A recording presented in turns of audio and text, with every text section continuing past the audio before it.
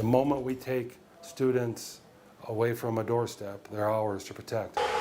Spurred by several tragedies and the pleas of some of their youngest students, Hillsboro school leaders eye improvements. But now they need the voters' approval too. The city in Jefferson County has a $25 million bond proposition on the ballot to help improve Hillsboro schools. But school leaders worry the current economic climate could cause some voters to shy away. Sarah Maki is here to explain the goals of Proposition Kids. Sarah? Yeah, guys, you know, it's basically the biggest concern that anybody will have. Will my taxes go up? And they say, in this case, they don't. But school and city leaders, they're asking voters instead to think of it like you're refinancing your own home. They want to refinance existing debt and extend repayment another 8 years for some pretty big projects. Open the front doors at Hillsboro High School. You'll see something that worries Superintendent Jon Isaacson: the distance. This is the only facility in the district without a secure entrance. Something of concern after years of school shootings around the country. I'm not naive enough to think that that could never happen at Hillsboro. We owe it to our children, we owe it to the parents and our community that we have the most secure school that we can provide.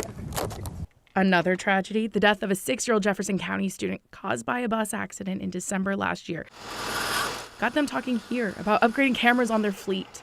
There was a tragedy, and it happened on my birthday, and we were out, having dinner, and my business partner's like, hey, we have to be able to do something about this. Bobby Griffey has already installed these 360-degree cameras on 5 Hillsboro buses, and Proposition Kids could provide funds for the rest of the fleet. And when we got one on there, and we're like, hey, this is a no-brainer. Why is this not on every bus? One more project on their list came from an unlikely source, a Girl Scout troop that asked for increased security, a right turn lane and crosswalk along Leon Hall Parkway, an intersection that serves several schools. It's very important for the safety of the kids with the enormous amount of traffic we have in school. With a stack of the Scouts' letters at his desk. We're proud of our Girl Scouts for doing that. Isaacson said he's hopeful they'll get the funds they need, though he worries how much the economy might weigh on voters' decision-making. Am I cognizant and worry about the current economics? Yeah, because it impacts people, and I understand that financially. Now, if the proposition fails on August 2nd, Superintendent Isaacson says that the district would have to dip into the operating fund, and potentially any future tax measure would then be a tax increase issue.